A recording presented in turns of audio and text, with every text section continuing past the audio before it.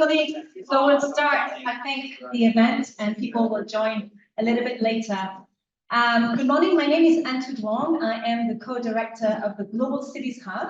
That is an organization that seeks to better connect local and regional governments to what's happening in international Geneva, and also to elevate the urban agenda for the international community. What we aim at is a more inclusive kind of multilateralism, which of course better includes cities, local and other regional governments. So I'm extremely pleased to open this event today alongside colleagues from the Nutrition and City Ecosystem Project, the NICE project, and FAO colleagues who are here also in the room.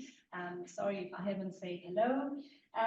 So today we'll talk about cities and sustainable, resilient, inclusive food system, an issue that surely does not get enough attention here in Geneva, in spite of the many international actors dealing with the right to food, and I'm looking at you, Christophe, but also health, nutrition in general. And so we think that there's an opportunity to be grabbed here, basically, and to start a conversation about the topic.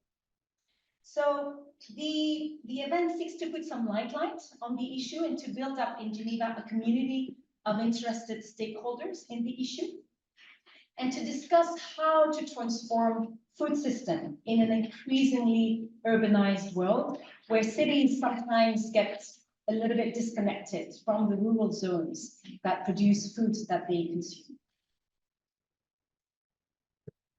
In particular, of course, as I said earlier, we are interested to better include cities, local and regional governments into this discussion that is highly relevant to them.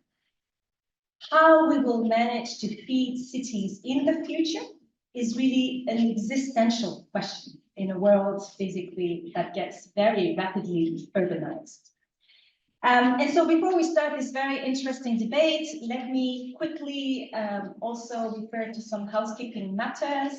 It is a public meeting, it is being recorded, it is in English only, and that's mainly for the audience online that follows us. We have 4 panels with a range of panelists for each panel. The first one is an introductory one.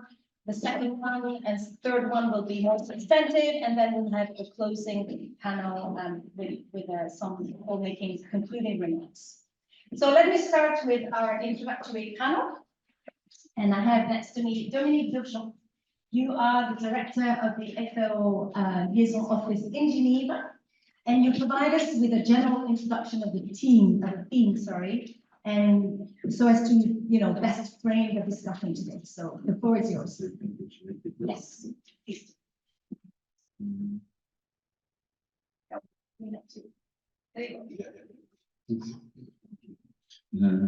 Okay, it seems to be working, so, but there is a huge echo. Oh, because there's there you go. Is it that anymore? No, so I'll switch off this one. Yeah. No, I think it's okay. It's okay. Yeah. Okay, so first of all, thank you very much, Antu, for associating us to this very important event. And Dominique Durchamp, I'm the director of the FAO office in Geneva, as you said, but the best part of FAO when it comes to substantive contribution to that is yet to come. And we are delighted to have with us Corinna Oakes, the director of the Food System Division at FAO headquarters. And Corinna will be able to enter really into the details of that. But before we start, one thing I would like to... Yeah. Maybe so. Take this one. Sorry about this. Go ahead. Sorry. Yeah.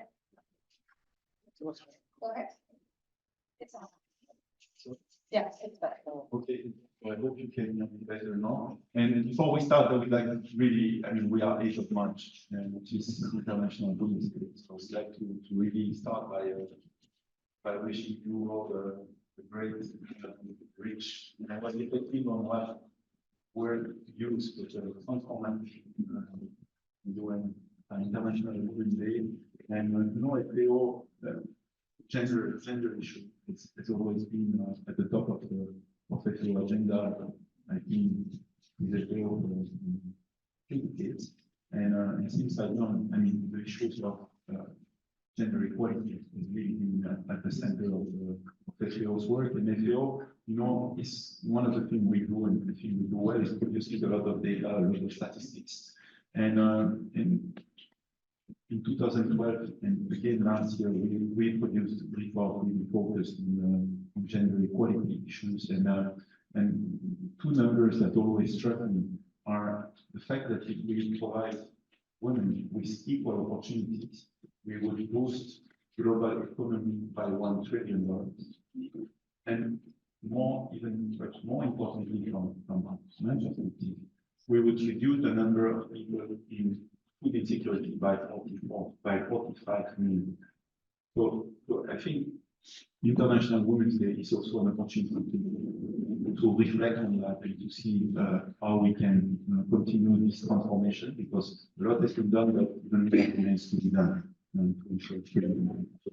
And in that context, of course, the context of today's discussion in relation with urban systems and cities, of course, the issue of gender equality is even very important. And having said that, indeed, as I said, empowering women along the food system in urban environment is also key priority for FAO. And in that context, I'm very pleased to hear the opening of the event today. And I should say also that in the spirit of the 12th World Urban Forum, it will be held in Cairo in November, on the theme of "It all starts at home." And in this case, home and in Geneva, where we are very happy to team up on this event with, of course, the global city. And before we go into the depth of the conversation and to set the scene as you asked me to do, let me take a few minutes to tell you why we feel it important to get a wider audience and wider audience in Geneva getting involved in the urban agenda and in the cities, in the urban agenda.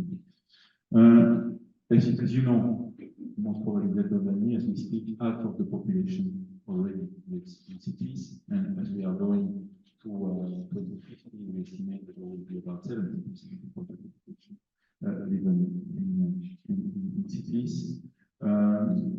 It's clear that we have a number of small cities that are going to be medium cities that are going to become large cities, and large cities that will become mega locopolis, that we all need to be fed, and which we all need to be fed, and the food will need to come overwhelmingly from rural areas.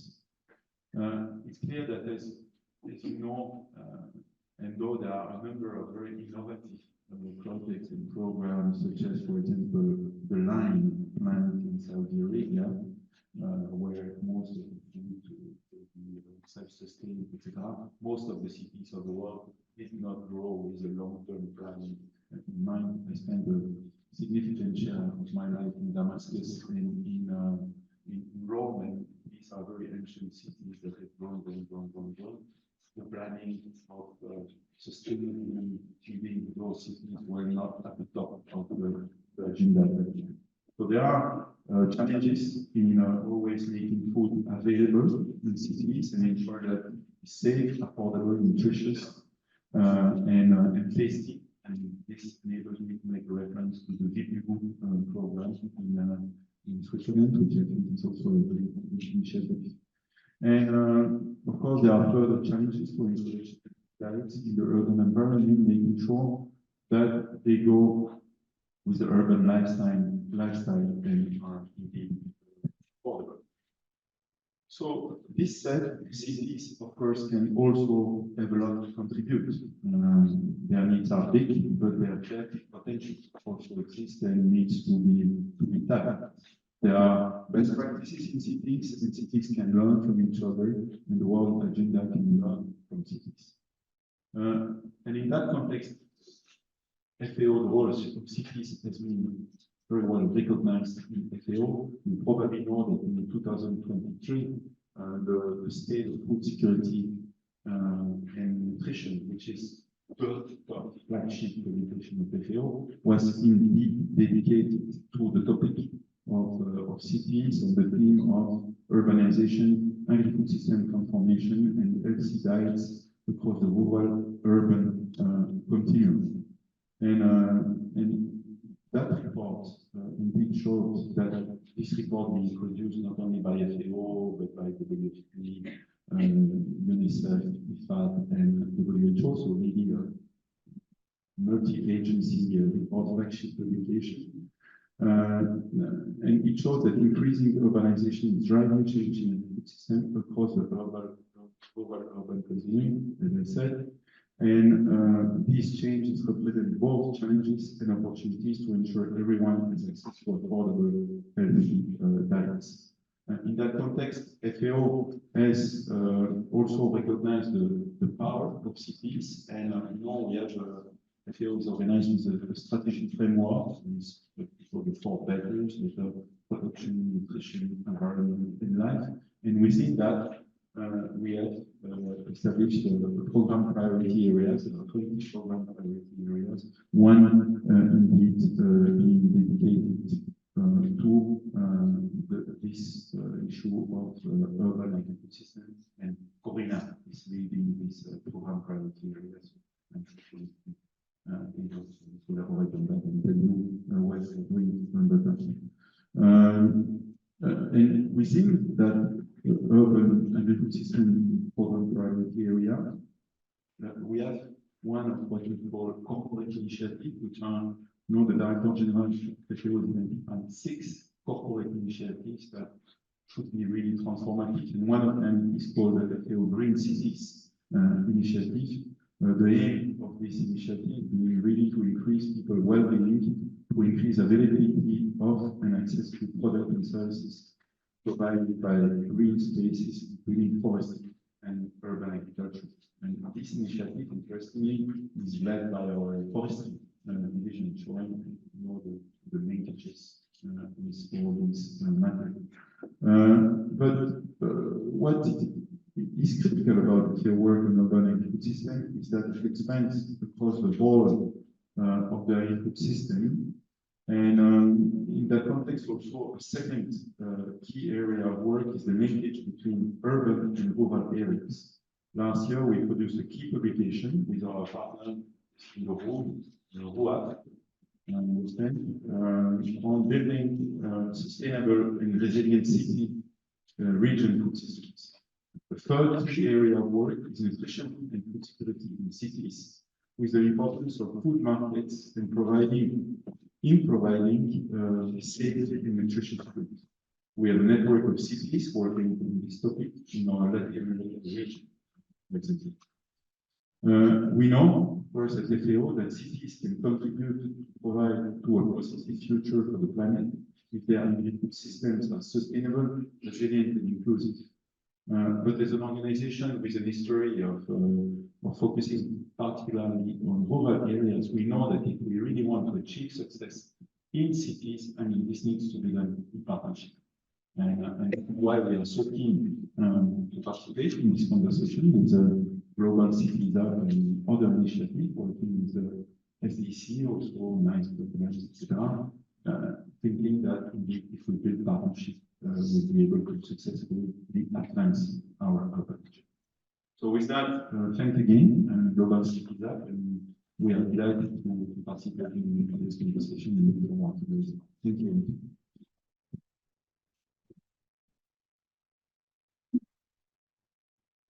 Thank you very much, Dominique. Thanks a lot for really framing the event and basically, setting the scene, as you said, so that we understand basically in which context we are going to have this event today. Next is Gaëtan Morel. You work at the City of Geneva for a number of years, if I'm not mistaken, in the area of local and sustainable economy, and you're representing the mayor today who could not attend. And so some welcoming words. I know you already have an important presentation basically to participants of the NICE project about nourrir la ville, but if you want to touch on this, let me see. Yeah, I'm not sure about this. Yes, no, it might be lost. Sorry about this. Sorry. Go ahead. Good morning, everybody. I apologize. The mayor of Geneva yesterday evening, and this morning, and asked me to deliver you just a very short message from the city of Geneva. So a really warm welcome to all the representatives of your countries, of your cities in Bangladesh, Kenya, and Rwanda. I hope you will catch a lot of ideas and inspirations that will be useful in your own projects, in your own countries. As already mentioned, I already met many of you on Wednesday and had the occasion to explain what does the city of Geneva in the sector of food policy, particularly in its program called Nourrir la Ville, to feed the city. Feeding the human beings is such essential. Feeding with sufficiency, of course, but at the same time, with respect of the people who work in the fields and in harmony with the nature. That's an enormous challenge. Thanks to the International Solidarity Unity, which is in the same service of mine, we can offer a financial and political support to projects that you lead in your countries around food sovereignty, local food chains, agroecology practices, promotion of health, diet. We don't forget that the local issues concerning sustainable food are more or less the same as in your country. For social justice and facing climate change, we must act both at the local and international level. So thank you very much for your work and good luck to lead your cities toward a better future.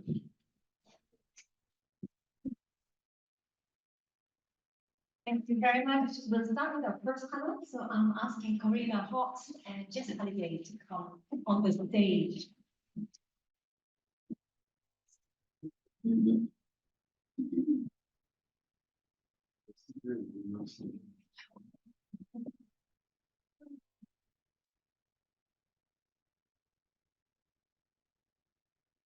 Thank you. So for our first panel, we'll focus on how multi-level governance can help transform urban food systems and how we can better engage cities.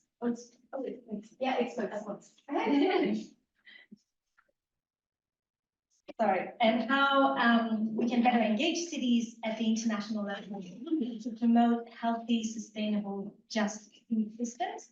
And when I mention multi-level governance, it might not be clear to everyone. Sorry to everyone. But multi-level governance is really, taking all the different levels basically within the state and not only focusing on the central state level, federal level, and therefore taking into account the different supranational levels.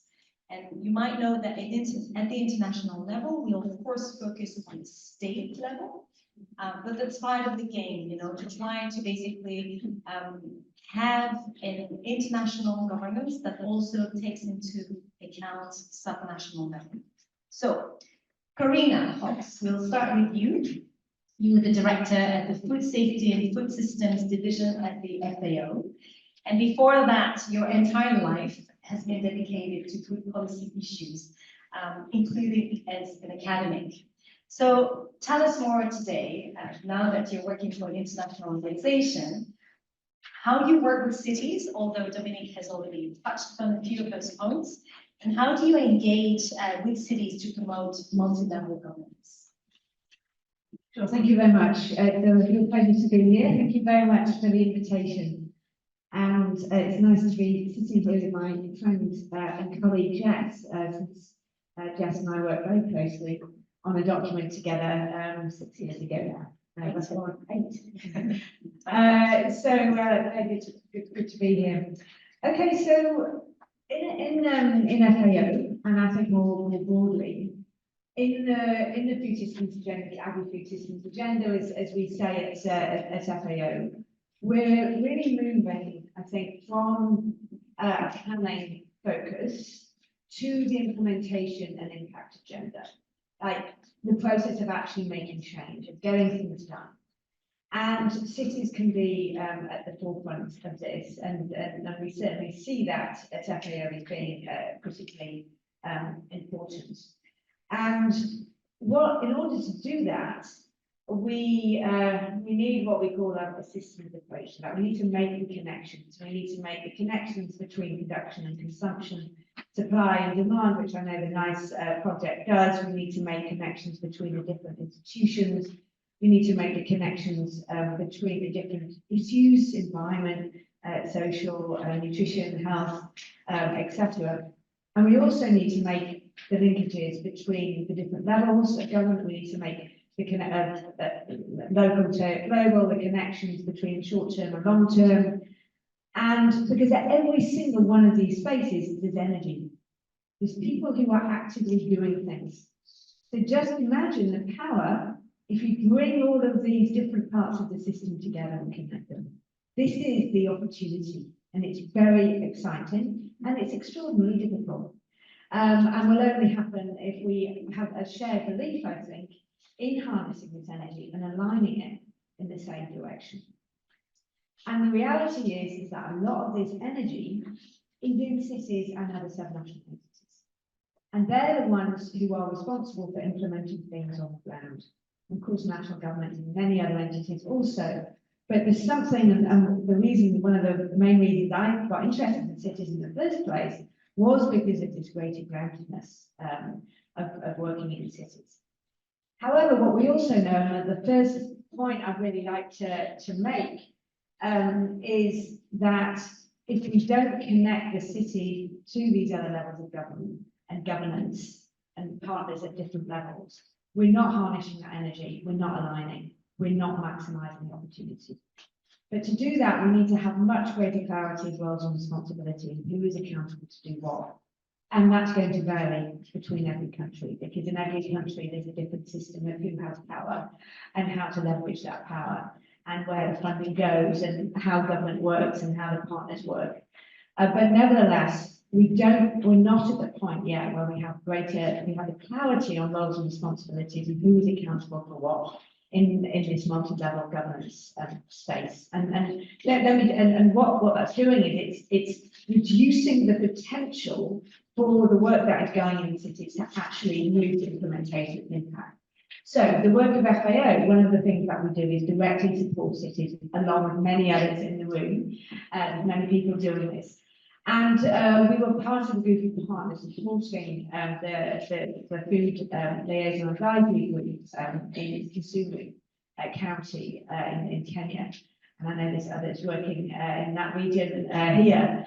And for the Kisumu County food strategy that was established, I think it was last year. And so there's an amazing amount of work, incredibly impressive work that's done. And yet, there isn't yet that national government engagement, which can lead to the budget allocations and the resource allocations that really need to happen. I mean, as Jess and I learned when we did our study all those years ago, you don't need a huge amount of funding, but you do need to have some stability and kind of source funding to create, kind of de-risk it so you feel solid to move forward. So it's reducing, it's creating a gap, a blockage in the system. We also work in Dhaka, Bangladesh, where there's a new Dhaka food agenda, I think it's called 2021. And in that, the national government has played a role because the Ministry of Local Government is actually a key player and has an advisor to try and spread what's happening in Dhaka to other cities. So the national government is playing a very active and key role, of my understanding, in that. They're happy to hear from those who are on the ground, but that's my understanding. However, is that actually connecting to the food systems work elsewhere in national government? I don't know, we don't know that. So there's all of these connections that we're not making them well enough, which is, as I said, it's stopping this incredible potential from being unleashed. So for me, it's a question of inefficiency. Like, we need to get more efficient, and multi-level government is a way of actually increasing the efficiency of the work that we're doing. So that's particularly important. Second point is that in order to do that, we need to engage with national governments. And we work with a lot of NGOs. And NGOs say to FAO, we want you to get national governments on board. And they're very reasonable in saying that. I think it's a good ask for FAO. One of the things that I'm wanting to be clearer about moving forward is that, sure, FAO can engage with national government, that's what we do. But it's not so straightforward as like we've got a direct line and we're just making a call and saying, right, you need to get into this agenda. It has to be a partnership effort. And that means advocacy. So what I would like to see, and we're beginning to work on this, and we've had a lot of side events, like FAO's had a lot of side events at the World Committee on Food Security.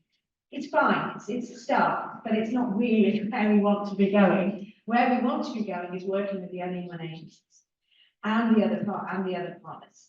So it's great to be here, WHO here in the room, we're talking with WFP, we're talking with UNIDO, we're talking with UNESCO, we're talking with UNICEF. Like, we're really having those conversations now. Again, just imagine if actually the UN agencies got themselves together between and actually had a shared platform for advocacy at the international level that can then filter down to country, but is also actually informing those processes. So yes, we've been working with global advocacy for years. We need to do better, and we will do that by working in partnership. Third and final point is about the power of shared learning. That's what the NICE project's been doing in Switzerland this week. Again, the second reason that I always found the cities area so fantastic was I observed the power of the global, of the cities coming to the global and talking to each other. And it wasn't just the traditional development of let's look at poor people in poor countries type of colonialist kind of attitude. But it was actually, we're all in this together. Rich countries, poor countries, wherever you are, sorry to use that crude terminology, we've all got something to learn from each other. And what we've done this, again, many other partners have engaged in this, but we've done our part in this at FAO in arranging peer-to-peer learnings. And what we've learned from that is that peer-to-peer learning can be tremendously powerful because it helps cities get ideas to overcome challenges to implementation. Again, it enhances the efficiency. The city has a problem, they get a solution from someplace else, they adapt it. But one of the things that we've learned is that you really need an integrated learning pattern. If you're going to, it's really going to last.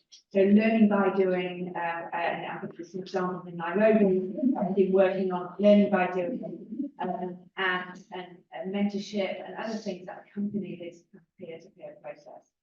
And so that's critical to do learning about multi-level governance as well as all of these other elements. So we need to connect through learning, and again, we can be working on that more collectively together. So we'll be having FAO will be hosting a gathering with our partners in Rome in September.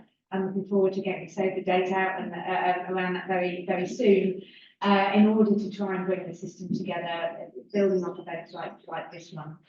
And I'm also setting up, as part of my work in the divisions that we're calling the Systems Change Learning Programme, which is dedicated to the different elements of learning as a way of harnessing the energy and increasing the power of the system. It builds confidence, it builds a sense of togetherness, and it means that we're exchanging the valuable lessons that are being learned, and cities will be a really important part of that program. So I'm there with just a commitment from FAO to this work, and looking forward to working with the partners. Thank you.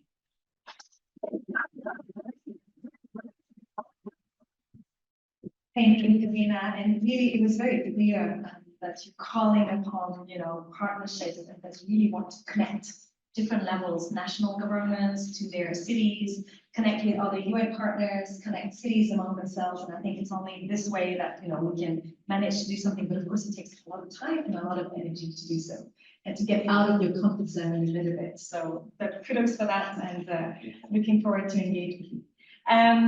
Let me turn to Jess Halliday. You are the Chief Executive of RUAF, which is a global partnership on sustainable urban agriculture and food systems, if I get it right. And you're also an expert in urban food systems governance. I think you're working with, you studied in the same school when I looked at your, is that it? Or you come? Jeff has a PhD from where I used to be a professor. Yeah. But I finished just before graduating. Before I joined, yeah. There's a long connection there as well. So Jess, could you briefly introduce RAP first for those who don't know this global partnership and talk about your work in transforming food system? Why do you focus on cities as well? Because I think that's one of the main area of work.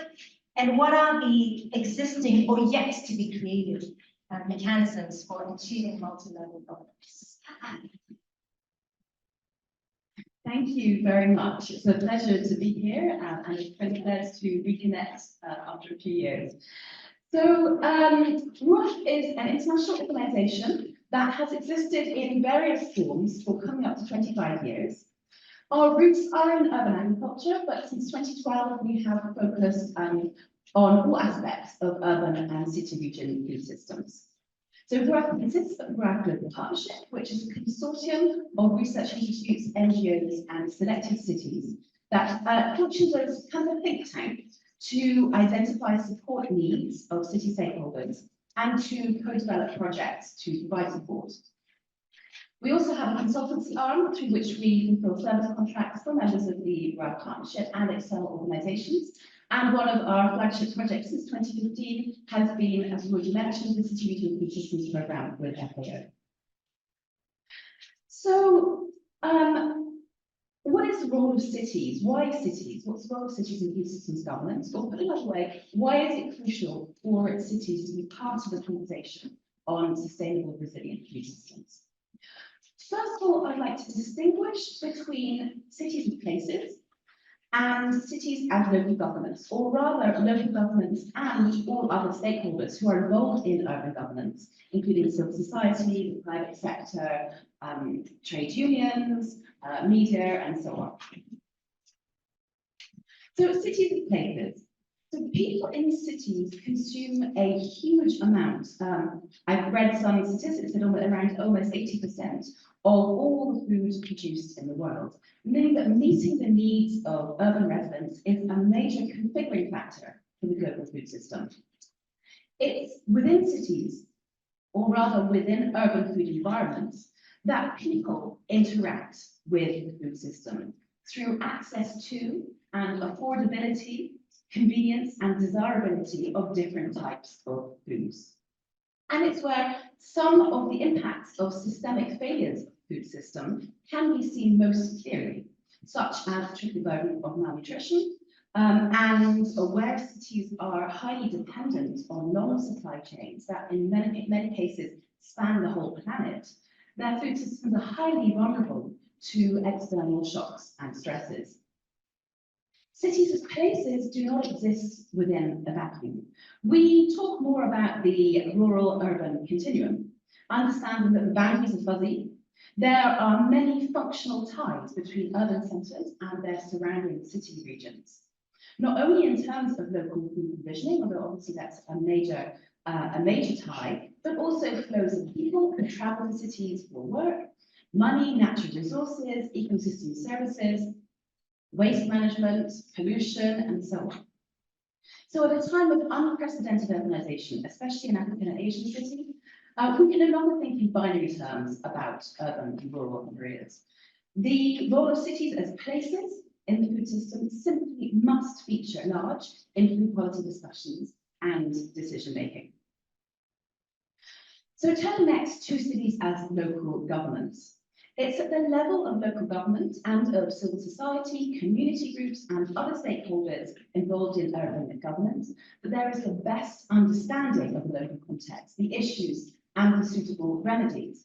And often the stakeholders come together in multi-stakeholder platforms like food policy councils, one role of which is to really be identifying and keeping track of what is known about the food system within the area and what the issues are.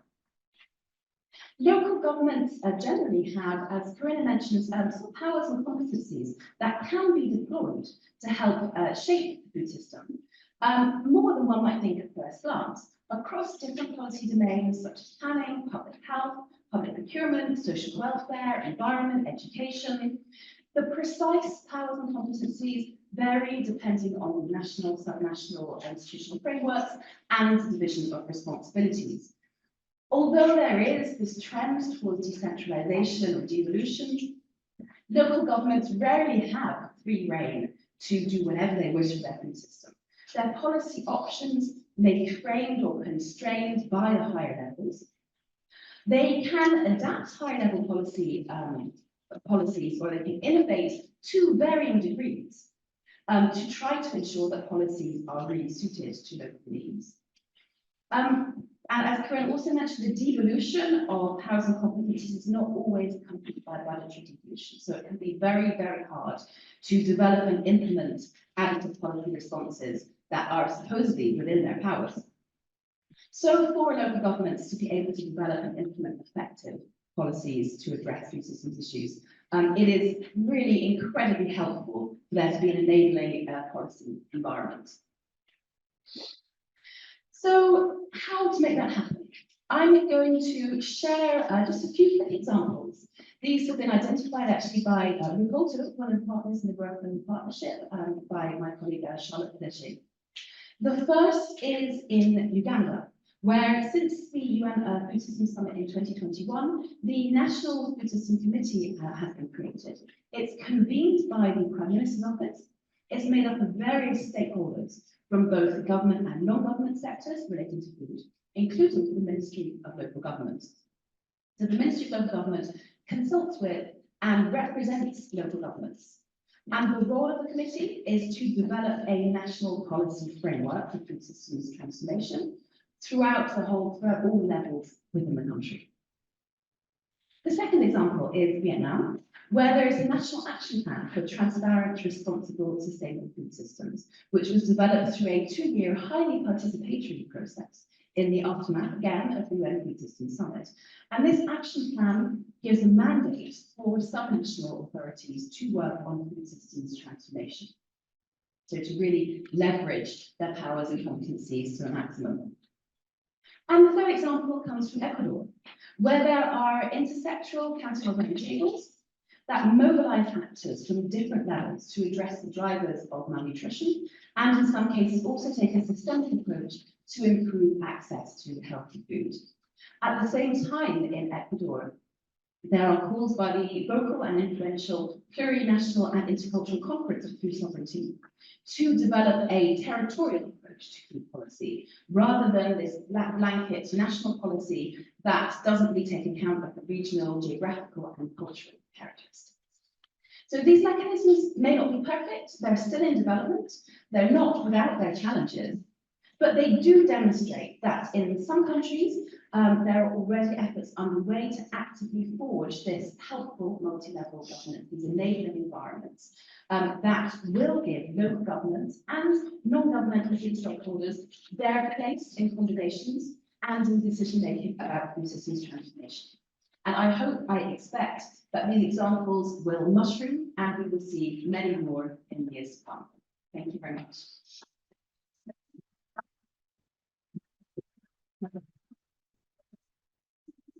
Thank you very much, Jessica, for that. It was very clear that good that you presented a few very concrete examples. So there is a mechanism that what works basically. Maybe there are also others that don't work. What would be interesting to understand as well, and then I'll open the floor, is so there's a bit of an effort to have multi-level governance within a country, for the national government to somehow involve subnational governments. But there's a gap somehow at the international level, where we still stick, with the states basically. And there it's much more difficult for basically subnational level to also enter the international level. So it would be interesting to hear also from maybe one of you what kind of efforts are being done to not only talk about multi-level governance within a given country, but really at the international level, which is more difficult. Well, I mean, this has been why the number of side events on urban issues has been so great at these international events. And as I said, I think it's necessary, but way insufficient, because who shows up to those side events? the people who are interested in cities. So we need to kind of, I think differently about and really think properly about how we're going to achieve that, recognising the politics, because there is often political differences between national, subnational and city governments, which are real. I mean, I worked in London for many years, which had completely different politics between the Mayor of London and the national government. And I also work with national government on other projects. I wasn't directly involved with the politics, of course, but it was very clear that there was limitations that came from that, and many other examples around that.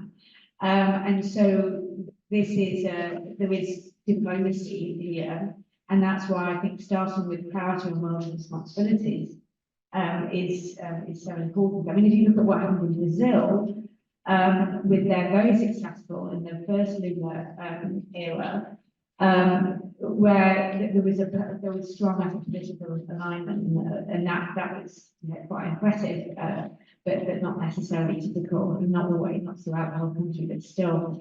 So I think it's a gap, and we need to think far smarter and far harder, as a collective, about how we're going to address that, because side effects is pain. Add something? Yeah, just go ahead.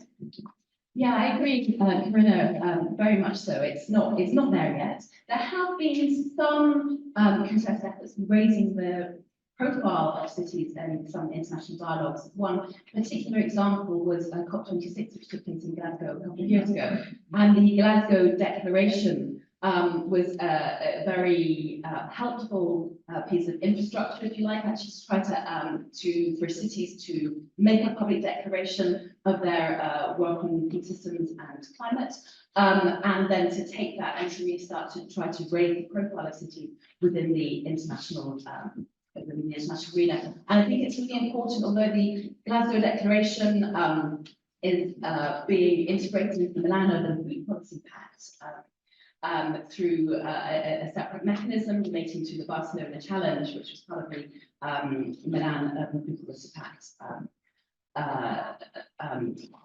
gathering in Barcelona a few years ago. There needs to be concerted efforts to continue to raise the profile of cities at these international events and at future COPs. Thank you very much. I'd like at this point in time to open the floor for a few questions. We have a few 10 minutes maybe. So are there any burning questions? Well, not even burning, but just interesting questions on the floor. Anyone would like to break the ice? Yeah.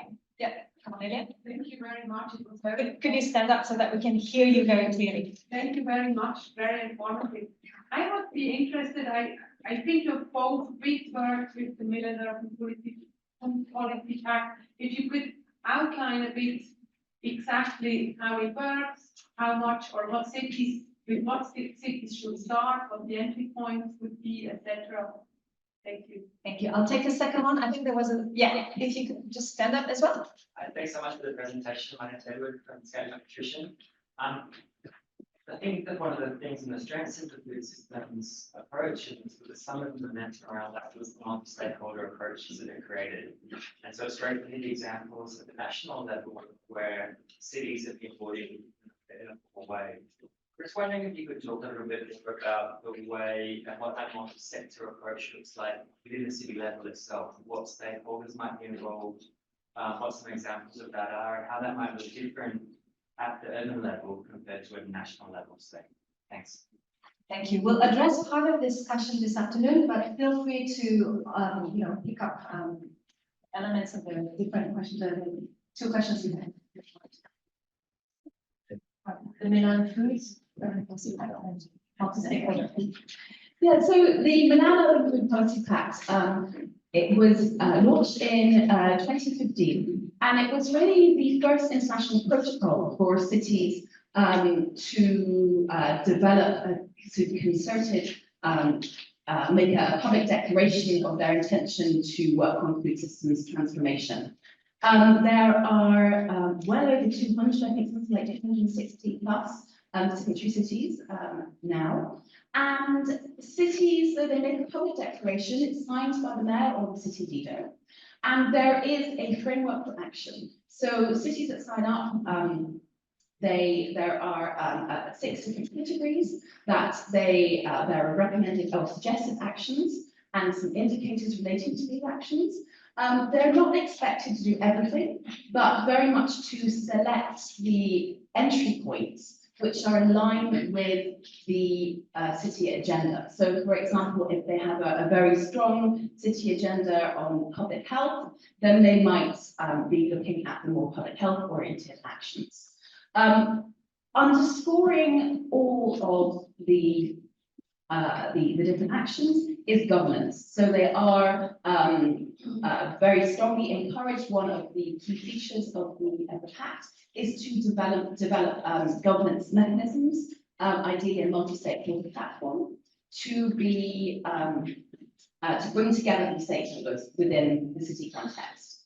So coming on to this, the second question, perhaps, is a good segue, is that these multi-stakeholder platforms at the city level, I mean, they vary somewhat in terms of their composition, who exactly is invited to be around the table. Some are very strongly on citizen participation with up to maybe 30 seats for engaged citizens. Some have particular seats for different sectors, for farmers' representatives, for the private sector, for civil society organisations, and so on.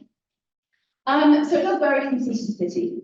And their mandates also vary slightly. I mean, some of them are for gathering information, identifying issues, doing lobbying and advocacy. Others actually do some of the implementation work, which are very much split between not only the policies and through the local government, but also the individual partners and stakeholders advancing the citizens' agenda through their own organisations and actions. Differences between the national and the local level. Again, I think it depends on the place, but I personally feel that at the national level, there does tend to be a bit more visibility of the private sector. I think it can be, not exclusively, but it can be very difficult to engage certain parts of the private sector at the city level. Particularly the large supermarkets often don't have anybody who actually, beyond the individual store managers, they don't have somebody who can actually dialogue at the city level. There are obviously exceptions, but I do feel that there's a little bit of a divide between the local and national level in terms of the conversations with the private sector, who are really crucial, actually. You know, all food passes through hands with the private sector in some form or another. So it's very important that they're involved in these discussions at the levels. Just very quickly to add a couple of points. First is the difference between national and city level or subnational level. And it is a very different approach in the sense of there tends to be greater flexibility at the subnational level. And there are certain barriers that aren't as high as they are at the national level. I mean, it might not seem like that when you're working at the city or subnational level at all, there can be lots of barriers. But I do think that the potential to break down those barriers is more flexibility at the city level.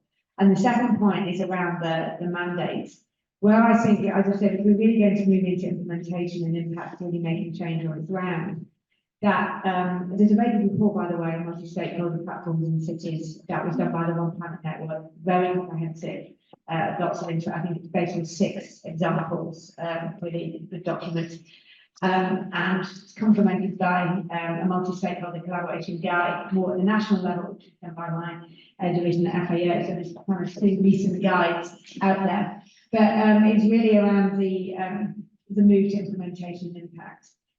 So I would like to see these multi-stakeholder mechanisms be much more focused on what are the blockages to implementation and actually navigating the conflict which is there and is always going to be there, but it can be navigated and facilitated.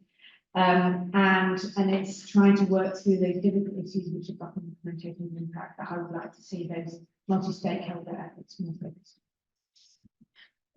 No, yeah, just interesting, Camilla, that you mentioned this greater flexibility at the local level. I just thought it might be useful to give a quick example of that, because sometimes where there are changes that need to go through or could go through local government, actually local government find themselves constrained saying we can't do that, or we can't say that because of different power structures and it's not within our remit. So one interesting example, during my PhD, in fact, the London Food Board at the time was one of my case studies.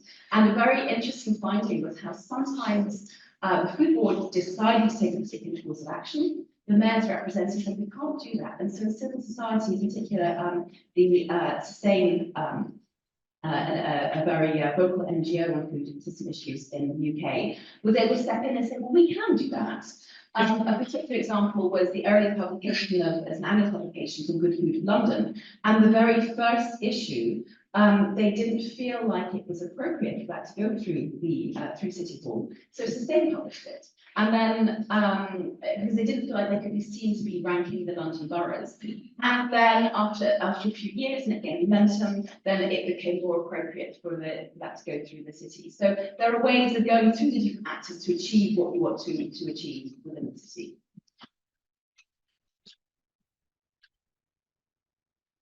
Thanks for that. And I think you're right to, remind that cities are in these spaces, but also local government and their politicians, and there are also constraints basically in their action. But indeed, probably more flexibility. One of the mayors we work with, he always said, at the city level, we have, he said at the national level, they have too much resources, too little responsibilities, whereas at the local level, we have too many responsibilities, too few resources. So let's reflect on that. Are there any other questions? Otherwise, we'll move to the second panel. Any other question? No? If not, I would suggest that we move to the second panel, and I would like to invite Helen. And also, Krista, please.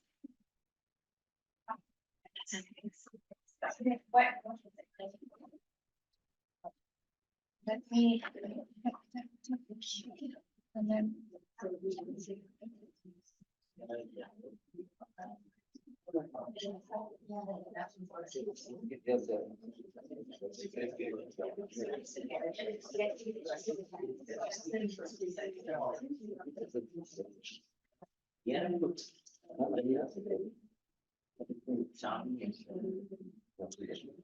So we'll pursue with our second panel there.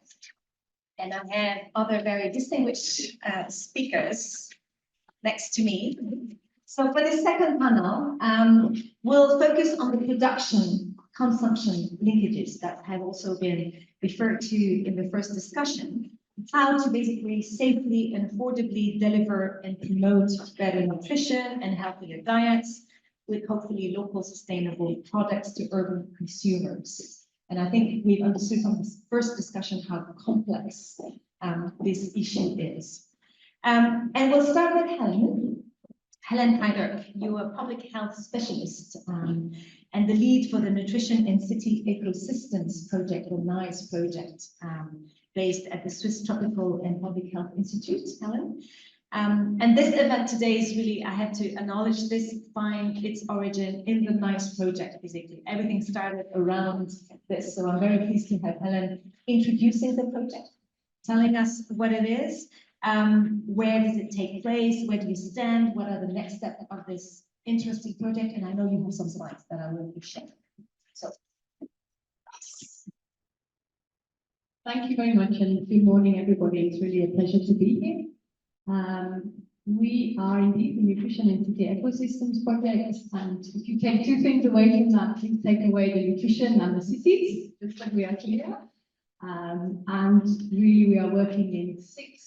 Yeah, I just wanted to have only got 2 slides, but just that you can really see in a moment the 6 secondary cities where we are working, and really to acknowledge that we have leaders and officials from these 6 cities with us here in the room, and to appreciate that they've taken the time to be with us a whole week. So it's also the end of a long week, I would say, today. And there's been excellent exchanges ongoing between these cities, so between the cities themselves, also with the city of Zurich. And in fact, for the first part of the week, there were even other cities here that are working on urban food systems with Helvetus. And now the second part of the week, we've been kindly hosted by the city of Geneva. So I think there's been a lot of dialogue ongoing, and I'd really like to appreciate all the energy that's gone into that. We are focused on secondary cities. I think that's the important other point to make. It's already been mentioned that, you know, we've got a critical mass, 50% of the world's population are already in secondary cities, and this is, you know, on an upward trajectory. And all of these cities, so we've really seen these commonalities, are all confronted with this challenge of the urban food system, and how to make sure that city populations are having access to healthy diets.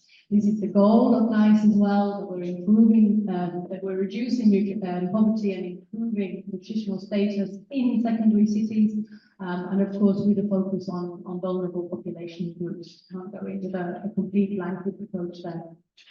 The other point that I'd really like to make is that we are at the level of secondary cities, and that this, of course, gives, let's say, the size of those cities has a dimension that it's still possible geographically to make that link between smallholders and producers in the city food chain outside of the cities and those that are eating and consuming the food within the cities. It's possible to make that territorial link and that connection. So I think that's something also just to bear in mind. The other point I'd like to make is that the whole conceptualization of NICE came from the Swiss Agency for Development Cooperation, that really invited us to embrace this food systems approach and that complexity around that. So not to make it overcomplicated, but really there is a complexity to working on food systems that has to be embraced from the beginning. And I think we've all been pushed on that, and I think that's now starting to become very rewarding. Just to the next slide, we've heard a lot in the first section about multi-level governance. The other issue around, let's say, urban food governance is this multi-sectorality. And we've been trying now in NICE to bring together governance and supply and demand. So I'm not very good with PowerPoint, but this was an attempt to show how we brought together governance, demand and supply. And in working on urban food systems across sectors at city level, that means bringing together different line ministries, so ministries of agriculture, ministries of health, ministries of education, or the representatives of those line ministries. But it also means bringing, you know, we're going to focus on more vulnerable populations. You need social welfare people, they have those insights. It means civil society, that other key actors have access to vulnerable populations, and also support on advocacy in the food system, and, you know, local businesses, the private sector. So these are all key actors that need to be engaged in on the government side. So I think that's part of the complexity. It takes time to also find the language that we can talk to one another and have those conversations. But that's a kind of key aspect that has to happen. I think we're moving now, or it was the intention, certainly. I think this is the accountability question, that we move to kind of common planning. That's complicated. Things are set up often in silos, but at least having on the table, you know, what's the Minister of Agriculture doing now on this topic in the next semester that contributes to the question of, you know, food supply and diets. What's the Minister of Education planning to do? So there are lots of activities happening, but to bundle those, to make sure there's good communication, that everybody knows what's happening, and to leverage the resources of all those activities. So that's kind of a key aspect. I think then the key thing that we had with these platforms was then to engage in a selection of value chains, and really to start thinking, you know, these are nutrition sensitive value chains. Are consumers interested in these value chains? Do they have market potential? And do they lend themselves as well to agroecological production? So all of these questions were kind of gone through to get to the value chains which are in the focus, and at the same time then keeping the link to the demand and starting to lay the pathway sensitization on, you know, what are the elements of a healthy diet and good nutrition. while still there was efforts ongoing to ramp up the production. So it's keeping like the production and the demand side in sync with one another. That's complicated. That takes time, in which there are different times when you can plan the different value chain, the whole time aspect of that. It simply does take time to ramp up the production so that you can see increased supply on city market, and to have sufficient production as well to be able to start to talk about public procurement and how you might be able to funnel some of that food into the public procurement. So that's all happening in nice and a social business model called the Farmers Hub. You know, it really has been a huge effort to ramp up the production. This now allows, you know, really for the demand side to kick in again, because the goods are there. So then you can start to have more tailored conversations around social behavior, communication change, actually talking about those specific value chains. So not that that's the only focus, but actually that how they would fit into a nutritious diet. And that is, you know, also making all these links to the health sector, to the education sector, so that there is also kind of good understanding about how to use them, how to prepare those foods in a healthy way. I think this is all kind of playing out that every sector has something to contribute. So if you're having kitchen gardens, you know, in schools or nutrition clubs, if that's also happening at increasing what we're seeing at health facilities, but health facilities to make it tangible, you know, to tangibly support women that have malnourished children, to have also kitchen gardens at health facilities, and to also really benefit from the fact that there are extremely knowledgeable people at farmers hubs that can inform them about, you know, good agricultural practices, even at small scale, so that there's good production ongoing also at other sites. And conversely, to get local actors on the health and education side, talking to farmers and producers about nutrition. So I think that's a bit of cross fertilization, let's say, that we have ongoing between, you know, governance, demand, and supply. And I think now we're kind of 2.5 years in, so we're at that point of saying, you know, how do we go further on that now? And, you know, can we influence policy? How can we consolidate all of these learnings? And of course, this event and this whole week has been about starting to share these experiences with other cities, because other cities are also working on these topics and really to start to engage with city networks. And I was trying to think last night about, you know, how to close that in terms of the push. So that's, you know, increasing the supply and the demand, the pull. These are all the questions that go on about, you know, influencing behaviors, links to market, but also the whole kind of social system around that, and who's got access to knowledge. The policy parts, the participation parts, and I think the power was missing at the end of my line of these, because I think that's kind of where that was going. So thanks very much.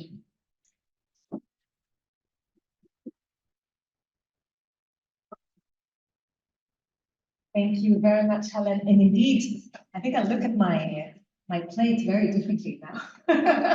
Now that I understand all the different aspects, you know, what comes in there. Thanks a lot for that. Just a quick question. You mentioned it's been 2.5 years now that you're in the project. Do you intend to broaden basically the number of cities you'll be working with? And I think we're in early discussions about that now, in the sense that there's already a lot of cities that are working on urban food systems. So it may also be that we look more strategically for links. I mean, especially within Kenya, we know that the field has been working with Kisumu, which is strategically placed quite close to some of the cities we're working with. So I think it's more this feeling that rather than, you know, let's say adding new cities in an ad hoc way, probably that's not the aim, but looking to see where cities are in perhaps the same regions or the same countries that are also working on urban food systems, to see if we can maybe consolidate some of the links that are there to have perhaps a stronger voice jointly. I think that's more the way that we're thinking at the moment, but still a bit early days for that question. Thank you very much for that. Next on my list is Dr. Monica Salano-Findala. You are the County Minister of Agriculture in Bungoma, which is in Western Kenya. And you're one of the county in which NICE, you know, has been rolled out. So tell us a little bit more now that we've heard about the project in general. What are your priorities basically in Bungoma to promote healthy, sustainable, resilient, just food systems? How do you foster a multi-stakeholder approach? And going back to the question that has been raised earlier. And what also would be of interest to know, since we talk about multi-level governance, is what is your relationship to the national government of Kenya? Or is yours? Okay, thank you very much. Good morning to you all. As you've been told, my name is Dr. Monica Salami Pemba. I'm an agricultural and food systems practitioner, spanning over 30 years. I work in government. I'm currently the County Minister for Agriculture, Livestock, Fisheries, Irrigation and Cooperative Development.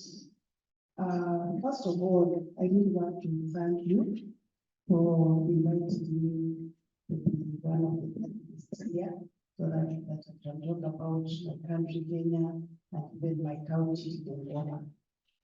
What I can say, overall, the food and nutrition status of our country, Kenya, we cannot say that all our people are food secure. Our people in Kenya still do not have enough food. The population of Kenya is around 50 million people.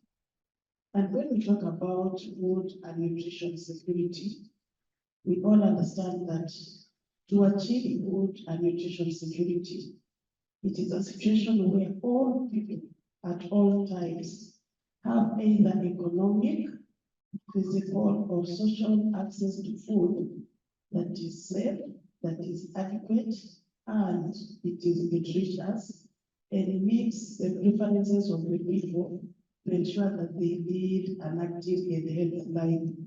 So in Kenya, we can say that not all the people are having either physical access or economic access to food. So we have very many challenges that face the smallholder farmers, because these farmers are the ones who are in the rural areas. On average, every smallholder farmer may have around 2.5 acres of land.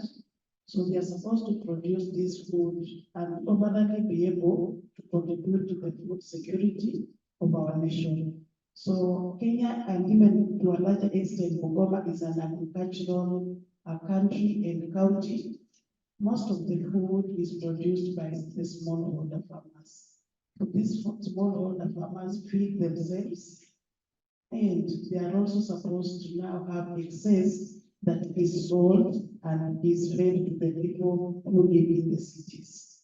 So what I can say is we have programs that the country has put in place, because we have what we call the agriculture sector transformation and growth strategy that focuses on how we can increase productivity, because the most challenge that we have in our country is about productivity of our farms. Our farmers are not producing enough crops because they face a lot of challenges. And some of those challenges have been identified because we find that now the country has put in place mechanisms of providing what we call subsidies. Like now, the fertilizer is very expensive. If we have to grow like maize, which is a food security crop, the farmers have been given subsidies so that they are able to purchase fertilizer at a less cost, because globally the prices of the petroleum is going up, and that impacts negatively to the prices of fertilizer. So the government has come in to ensure that it is subsidizing the price of fertilizer so that farmers are able to buy this fertilizer and be able to increase the productivity of their crops. Then secondly, we are having a program where farmers are able to access markets to sell their produce. Because you see, once they produce and they're able to produce excess, they are able to sell. So we have what we call the cooperative societies. These cooperative societies are farmer producer organizations. So farmers are able to aggregate their produce, then they are able to market as a group.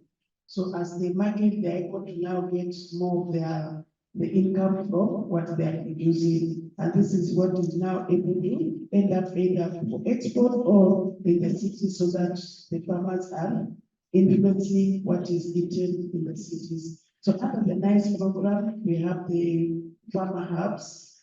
This farmer hubs is where we contact farmers. They are able to grow the food, and then they are able to sell excess to the city, so that they are able to feed the city inhabitants. Then another way that we are having the national government also partnering with the county governments is about policy population. Because in Kenya, we are having what we call the devolved system of government, where the agriculture is devolved. The national government also ensures that we have programs that are running in the county governments. And these programs, most of them are funded like the one by the World Bank, the Food and Agriculture Organization. So we have those multi-stakeholder collaboration where the national government ensures that we are having bilateral partners coming to support programs in the country, so that farmers can increase their activity. Then when it comes to the issues of the food safety is very, very important. So the national government, that is the government, the Kenya government, has ensured that we are, people know about the codex alimentarius, the farmers know about the food standards. So we have officers who go out training the farmers, training the manufacturers, because we are having cases where maybe we have cases of aflatoxin. Aflatoxin may affect the food system. So we have people who are maybe dying, or they are being affected by some of these foodborne illnesses. So we have the food standards which manufacturers have to follow. And how do they go about it? We have the Kenya Board of Standards, which ensures that the food that the people are eating, and even the manufacturers, are able to follow a certain protocol as they do the manufacturing. We are also encouraging, as they do the packaging, they are supposed to label the food, the product, so that as you go to buy the product from the shops, you are able to know that this is a product that is containing such products, because there are some which may really be, maybe some are, what can I say, maybe allergic. If you are allergic to some products, you have to ensure that as you go to buy, these products are labeled, so you read the labels before you buy. So issues of food security and food safety are also very important. So such that labeling is important, and we have the Kenya Board of Standards which enforces those standards, so that people are eating secure foods. Thank you very much.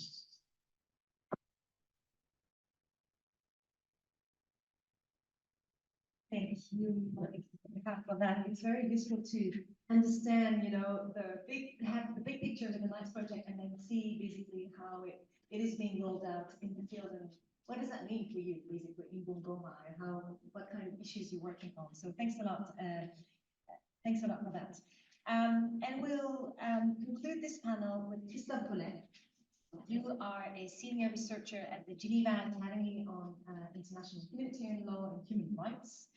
And you also the former legal advisor of the UN Special Rapporteur on the Right to Food, very famous Jean Vivier here in Switzerland. You are a food expert, but coming really from the field of human rights as such. So you'll offer us a very different perspective now, talking about human rights based approach. How basically do human rights, how can we engage with these cities through a human rights-based approach? Which I have to say, sometimes for cities, human rights is a little bit vague and abstract, and they mainly basically base their work on SDGs, really. So I'd like to understand, how you can promote human rights towards cities, and how does the right to food address the issue of urban food systems? Thank you very much. Just a small introduction. So it's true, I was working with the US Association for Right Food for 8 years. We did many country visits. All of the country visits were in the south. That was like 15 years ago. And also I'm in the partner in the RACE project. It's another project financed by supported by SBC on the promotion of the right food and UN Declaration of Rights of Presence in the south.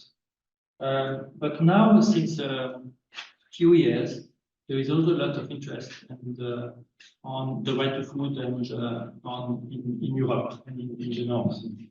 And that's very new. And we will see that the FAO will co-organize an event in a few months on the right to food in Europe, in Western Europe, and that's also new for them. Just words of reflection. You said 80% of the food that is eaten it's eaten in the cities. And there is another 80%. It's representing those who are hungry in the world, and that are, I mean, 80% of those who are hungry in the world are in the rural areas, now peasants and other textual workers, and that's why they don't eat as people in the cities. Because they are dying from hunger. And if we discuss food systems from production to consumption, there is the question of the fair price that we should pay to these people, and the fair wages that we should pay to these people. And so I think that we should not only think about sustainable food systems, but also fair transition to sustainable food systems. And the implication with European right food experts on that, right food for fair transition to European food systems. And that we presented to the European Parliament 2 months ago, although with the also there. And so that's I think it's important that it's not only sustainable, it's also fair. Because I mean, it should be fairness should be in sustainability, but I don't know how it is in other cities. But in Geneva, it's I mean, I'm not saying the city of Geneva, but when we speak about sustainable food in Geneva, it's about economic sustainability, maybe ecological, but it's not social sustainability. So that's very important. Also, we organize in the end of May, we organized in Geneva a forum on the right to food for writing a European citizen initiative on the right to food. So that's and again, FAO will be co-organizer of this event, and I think it's one of the first times they do something in Western Europe. I have given a training to FAO colleagues and staff in Budapest on the right to food and the rights of peasants. They are working on the right food, the rights of peasants many years in the Eastern Europe, but not in Western Europe. So that we will do that together. So the European initiative, citizen initiatives, it's you will write what it means. We want to include the right food in the Constitution of Europe, in the European Charter of Fundamental Rights. But also we will ask many things to be changed in the European norms to fulfill the right to food. And then you need to do campaign, and you need to have 1 million signatures in at least 7 countries of Europe, and then it forces the European Commission to work on it. So that's what we will do in the coming months. And then for the right food in Geneva, we'll take the example of Geneva because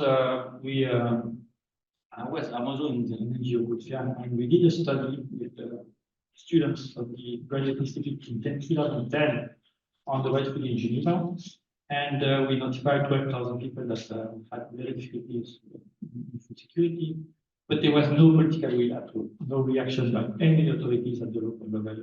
And it's because of the COVID crisis that now there is a reaction, because many thousands of people were queuing for hours to get some food baskets in Geneva in 2020. And the first reaction was today, and 5 million Swiss francs were given to part-time to us to give food aid. But then the structural reform came with a proposal by the Parliament of Geneva, the Canton of Geneva, to recognize right food in the Constitution. And it came from one of our colleagues from Pian, that was also parliamentarian. And so we voted last year, in June, 18th June last year, and 67% of the population accepted to include the right food in the Constitution. And now we also have a proposal at the national level to include the right food in the Constitution. And since then, we've been working with the government of Geneva Canton we are drafting a law on right food, and there is also lots of things that are done by the city of Geneva, okay, because they say oh, right food has been now recognized, so let's do something about that.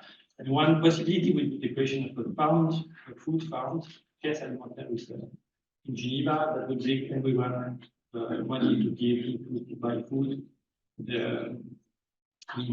That should be that it has to be defined how, but it should be sustainable, used locally. So there is a whole momentum in Geneva, and I must say that if we look at the multi-level approach, we will see what we will get with the law, because the law is at the cantonal level, and the parliament is not very progressive on this question, so we don't know what will be out of this law. But the city of Geneva is a lot more progressive on these issues, so I think that maybe we will get a lot more from the city of Geneva than from the let's see. Last thing I want to say is that we elaborated it's called Right Food Manifesto. It was in April 2023, last year, that we were 60 people for 3 days, and we elaborated a manifesto to put some pressure during the campaign for the vote, but also to say what we want to do in this law. And because the main message is that it should not be about food aid, only. A law on right food should be holistic and should include, as we discussed today, sustainable production, local production, but also fair prices, agroecology, nutrition, school meals, and etc. For example, in Geneva, we have school meals only for the kids between 4 and 12, but there is nothing between 12 and 15, and that's something that is problematic. So that's it's good momentum now in Geneva to discuss that, and there is lots of energy around this right to food. And we have I presented the manifesto at the CFS, the last CFS. There was a special event on the right to food, and I was on the panel and presenting that. And so that we have translated in 14 languages, and it can inspire also other cities in the world and other countries.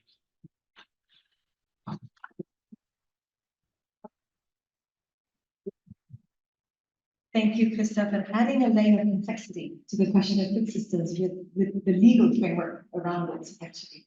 But very interesting to hear from you that indeed it's not only a South issue, and that it also is of concern in the North, including in Switzerland, which is a very rich country. But we do also have issues around the right to food, and not only food aid, as you say, right to food. So thanks a lot for explaining to us all those different legal developments.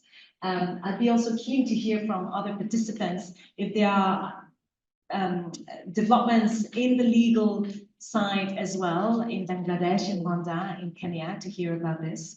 So thanks a lot for that, very interesting. Let me now open the floor again, and I see Faten first from WHO. Yeah.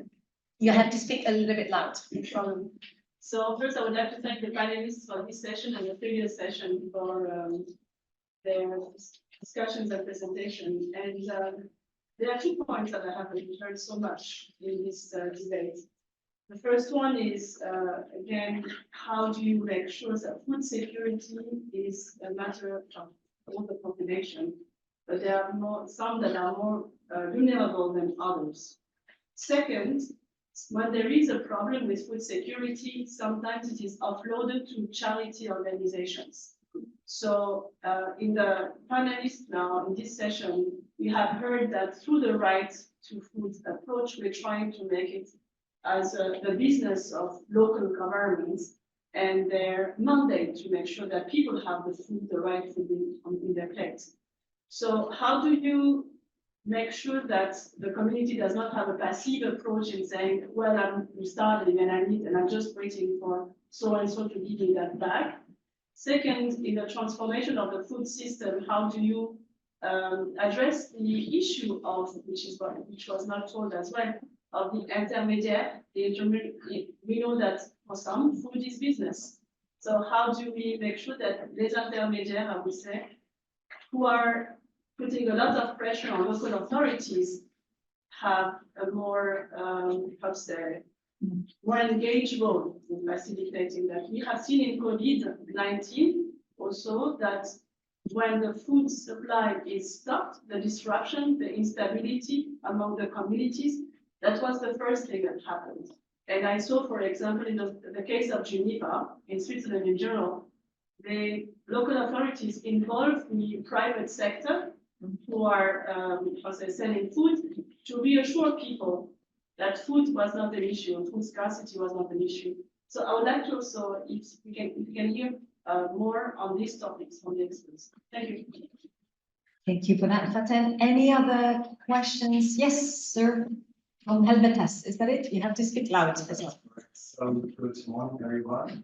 So my name is Rodrigo. I'm from Helvetas. I'm the advisory services for climate, and I have the privilege to be now a bit with this study group of 8 cities coming together, first in Zurich and now here in Geneva. So I think over this 1 week, I think we have really seen that it's very important that cities partner.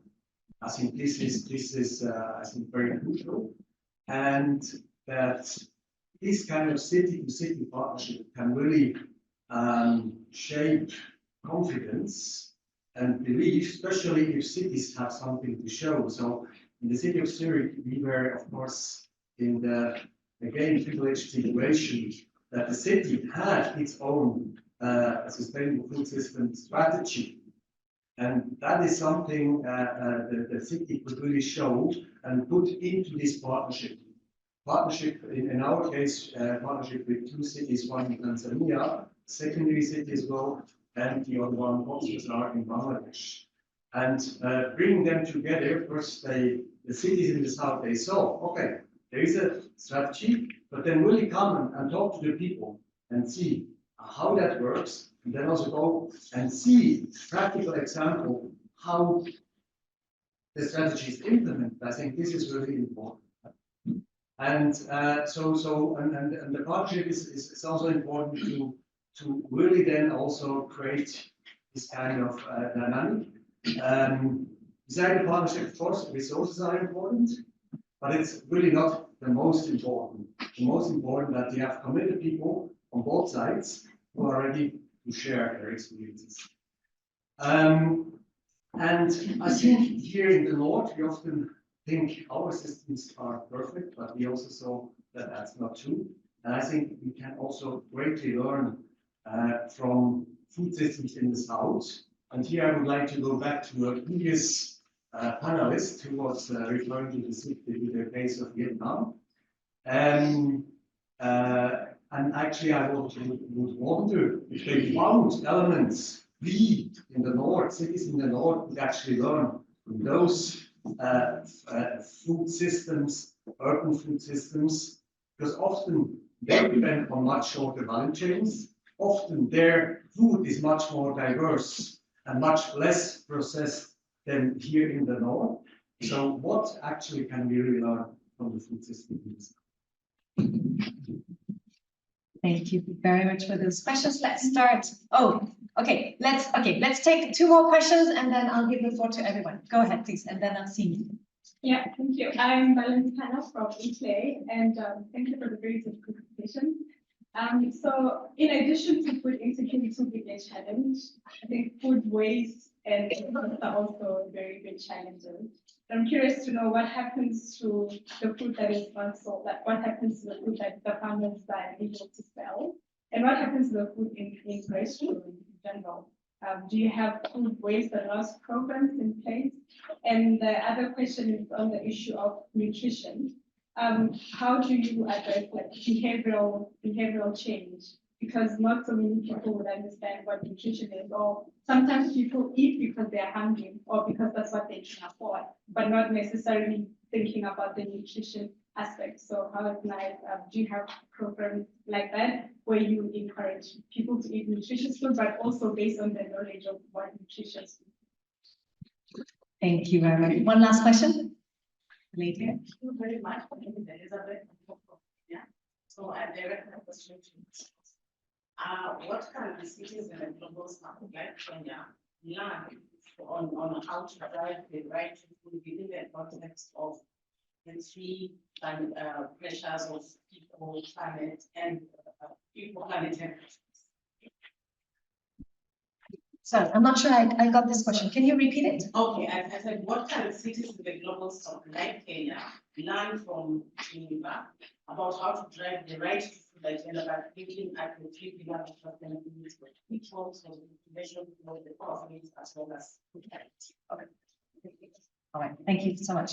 All right, let's go with that. There are quite a number of questions, including to the first panel, about what do cities in the north can learn from those urban systems in the south. And I think you had mentioned Vietnam earlier, and there was a particular question to that. But let me start with all the questions. Many of them vulnerable groups. They have not been really mentioned, not enough. So what do you do with them? How do you ensure that the community have not a passive approach, but are engaged? And I think we somehow mentioned multi-stakeholder approaches earlier, but how do you ensure that they're active? The role of intermediary businesses in food systems, as well as I said earlier, what can we learn from those urban systems in the south? What do we cities in the north learn from them? Food waste, behavioral change. And the last question about the right to food that I think was addressed to you, Christoph. So if you want to start with that. Well, I have another question from Charity to the right to food.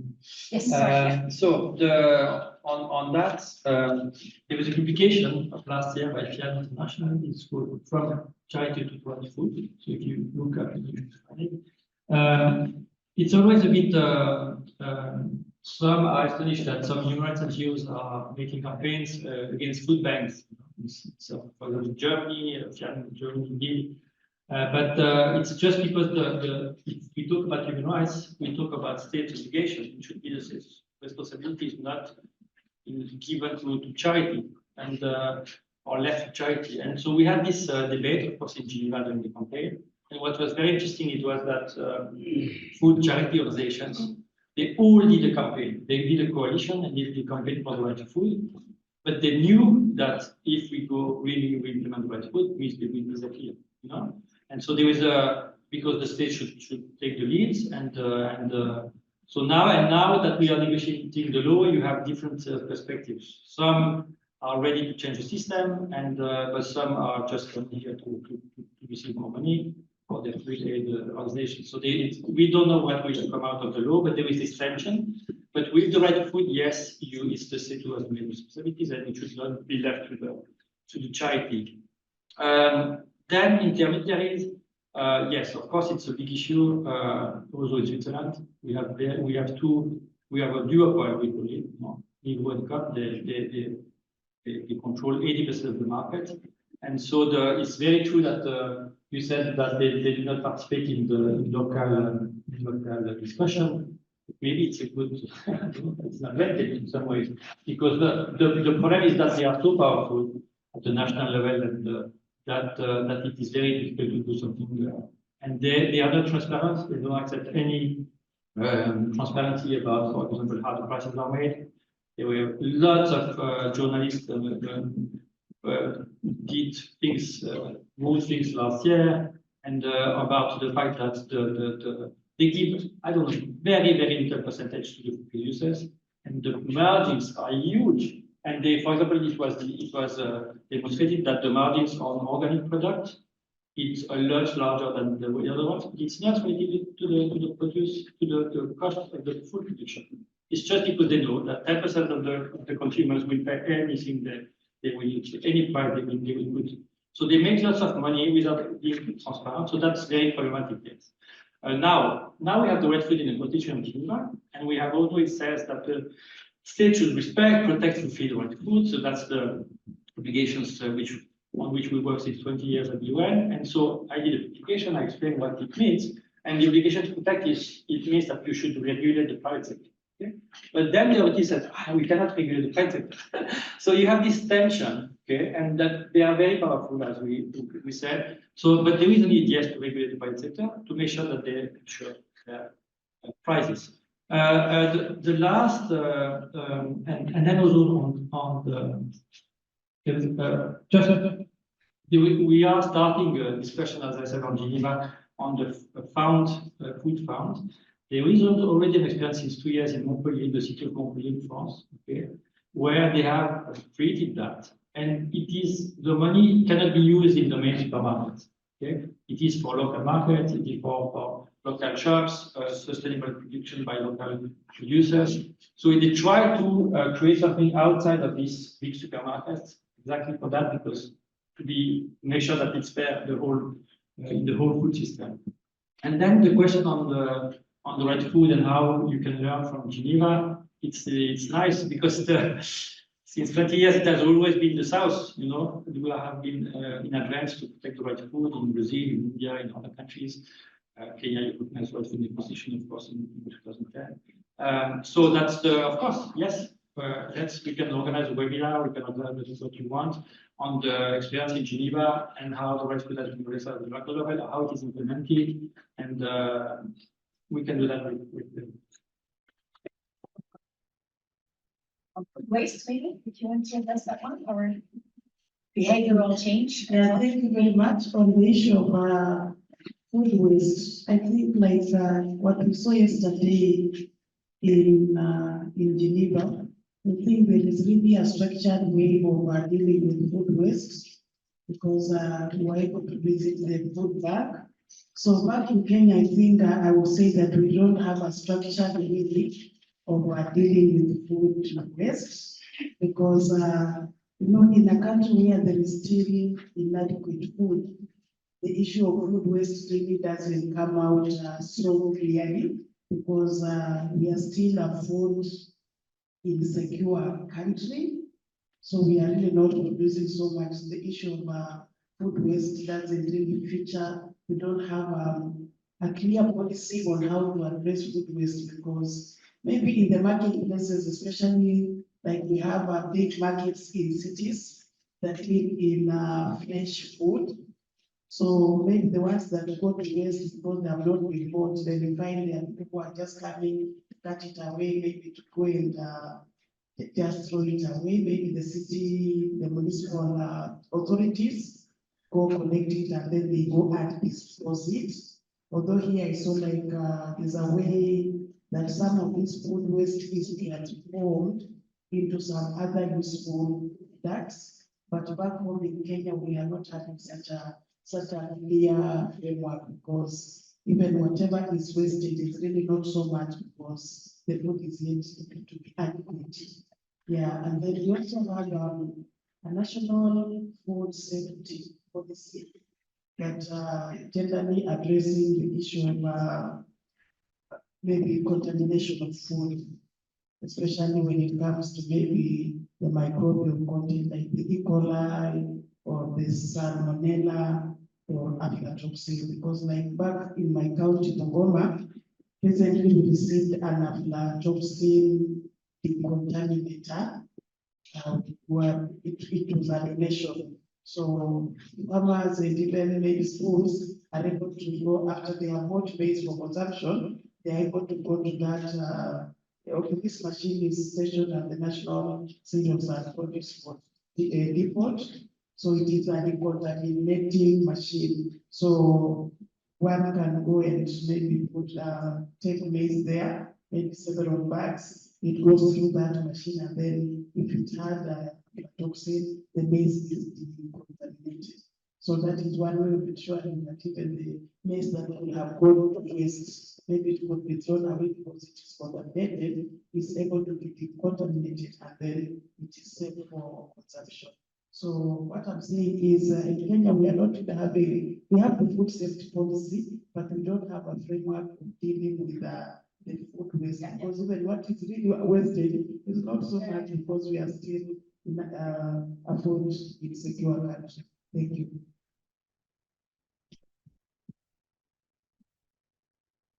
Come back maybe on the question of vulnerability and food security. So this is where with the platform there was this discussion about who are the most vulnerable groups that could be targeted.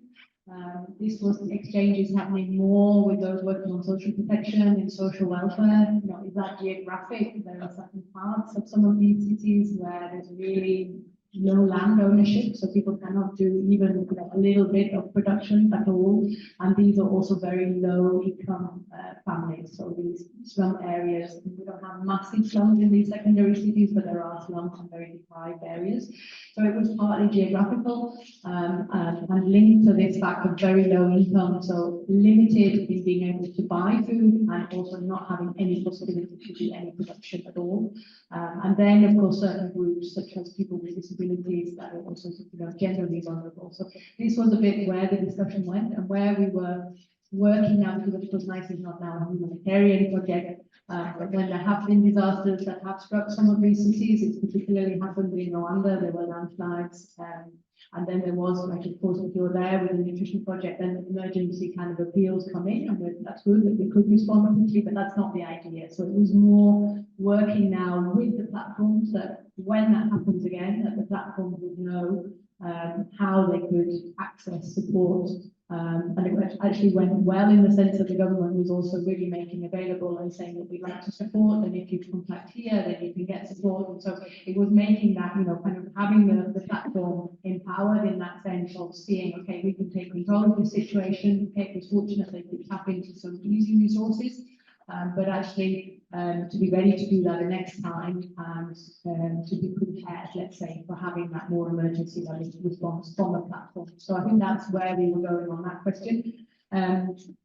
Something was raised about social behaviour communication change.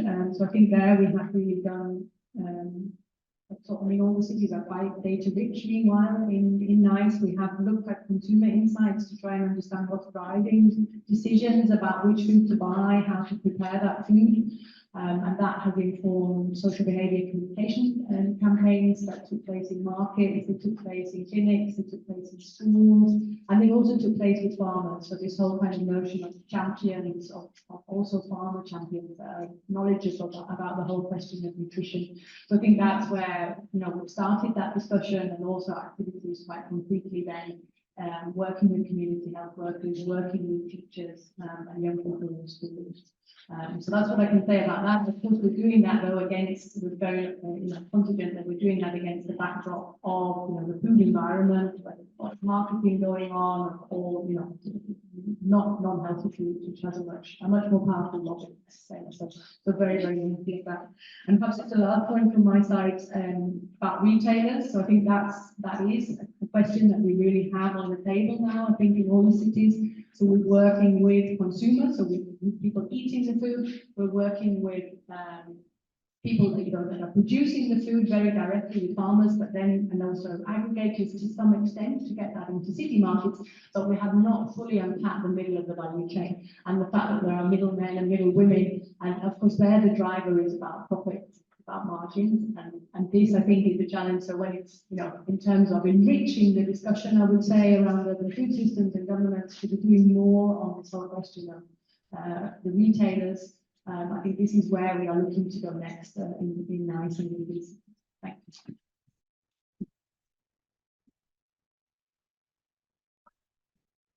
Thanks a lot for that. Do Karina and Jess want to add a few more points about the questions we've heard, especially Helvetas was raising the question about Vietnam and what, you know, but other contexts as well. What do we have to learn from their urban food system? Do you want to add a few points?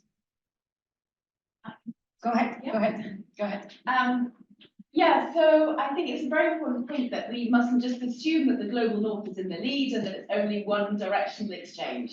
I think it's really important to understand that, you know, every country is different and there is a lot that can be learned from the global south. I think that the LANA, the Food Policy Pact, is a really helpful mechanism for actually raising the profile of innovations within the global south, particularly the Milan Pact Awards, which happen almost every year, and really an opportunity for signatory cities to showcase what they've been doing under the framework of the Milan Pact. In terms of, yeah, I mean, the differences, I think just a couple of ideas or observations. I think in many cities in the global south, these links, these supply chains between the surrounding rural area and the cities have remained as a much more prominent part of the local food system than in many places in the global north. I don't want to be exclusive because there are different circumstances in different places.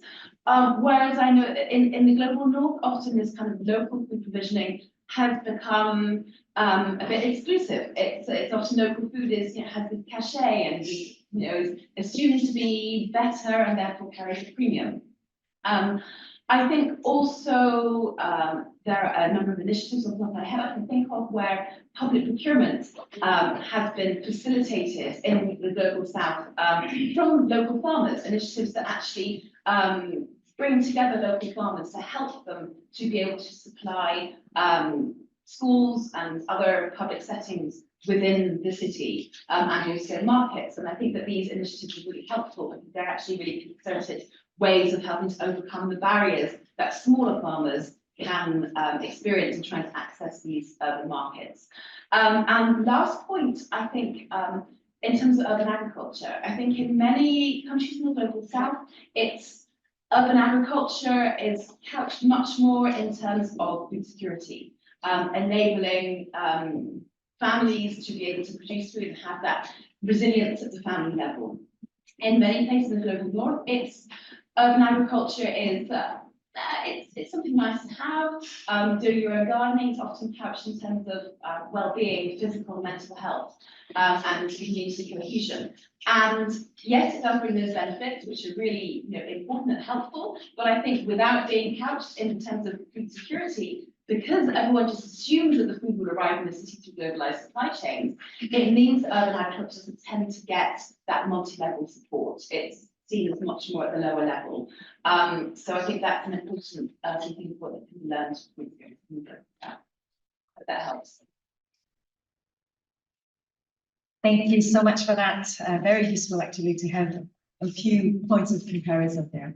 Let me thank the speakers from this panel and call the last speakers, Marie-Laure Tata, as well as MD Aboutoye Ali Doulal, just for the closing remarks.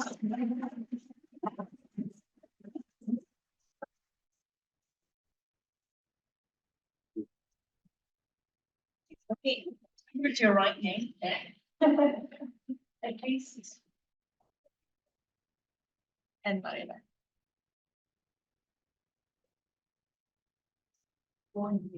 Yeah, it's on purpose. Okay. Thank you so much. We getting to the end of our event today. And may I call you Doulal? I think I can call you Doulal. Doulal, that's it. You were the acting mayor of the city of Dinashpur in North Bangladesh, and you've taken part in this week-long study tour in Switzerland with other colleagues, and we've been keen to know what you thought about it, what you have learned from it. Share with us the lessons. Thank you.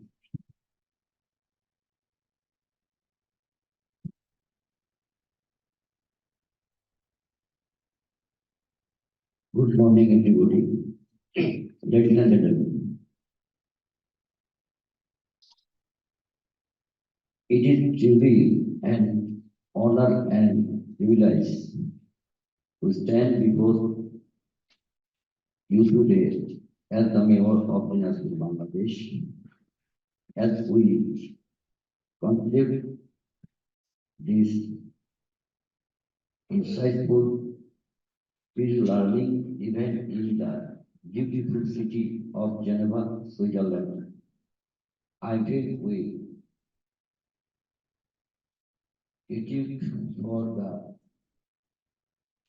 team's progress we have achieved in the realm of nutrition, especially through the nutrition in city ecosystem project. Before the inception of life, Dinashpur faced significant citizens in ensuring the well-being of its citizens, especially in terms of nutrition, malnutrition, and related issues, where precise casting a shadow over the future of our community. However, with the solid commitment of our people and the support of others, we have witnessed a remarkable important improvement. Nice has become a flight is for positive change by introducing innovatives that address the multi-factor aspect of nation. The establishment of farmers, hubs, nutrition, gardens in school and independent intervention in school. Canteen have not only improved the nutritional status of our citizens, but have also created foundation for sustainable development. I am particularly proud of the progress we have made in building the capacity of our city food system.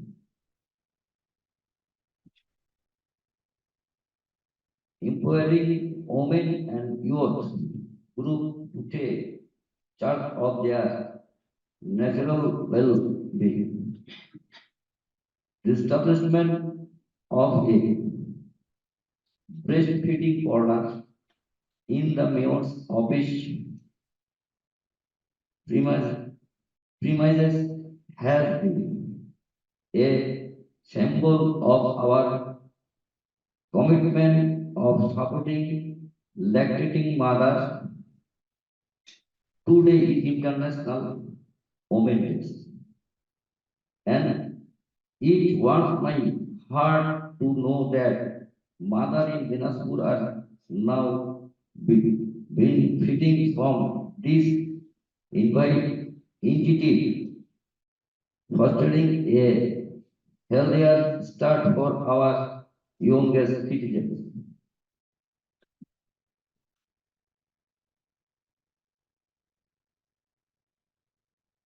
I extended my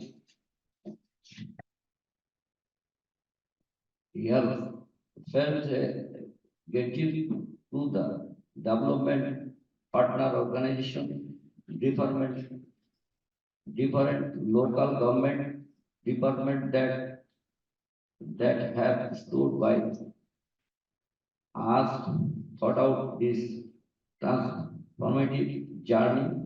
Their support has been intermissional, instrumental in tuning our vision into reality. And I am immeasurably thankful for their firm commitment. As we return to Dinajpur, I am inspired to apply the insights gained from this event. I promise to take positive initiative in urban nutrition governance, foster healthier food system in our school and raise community awareness on the improvements of nutrition. Together we hope to transform Dinajpur into a nutrition vital city, a place where the well-being of every citizen is protected and where nourishment of body and mind is at the forefront of our developmental agenda. First and foremost, I would like to extend my heartfelt thanks to the organizers of this event. Your dedication, hard work, and meticulous planning have made this getting as a budding success. The systematic flow, the discussion, the initiating season, and invaluable injustice shared by the discussing speaker have undoubtedly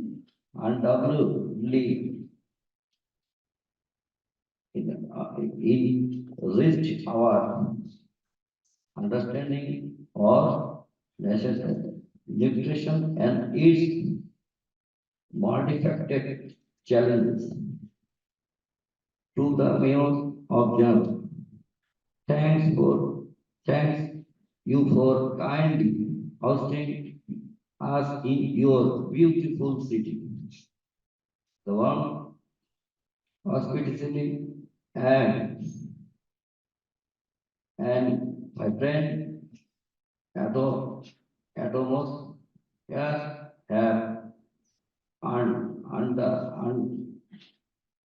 undoubtedly contributed of the positive and conservative decision we had over the past few days.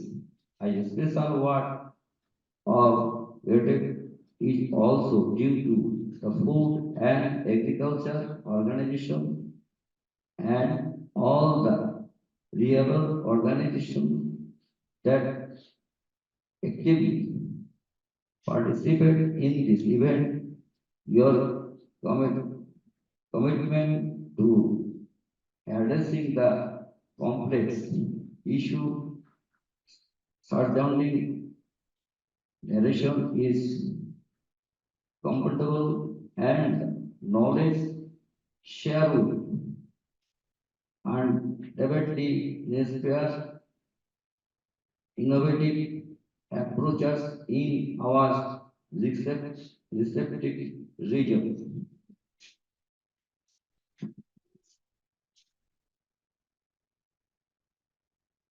Thank you, and may our journey towards a healthier Dinajpur inspires others to join us in the pursuit of better tomorrow. Thank you all.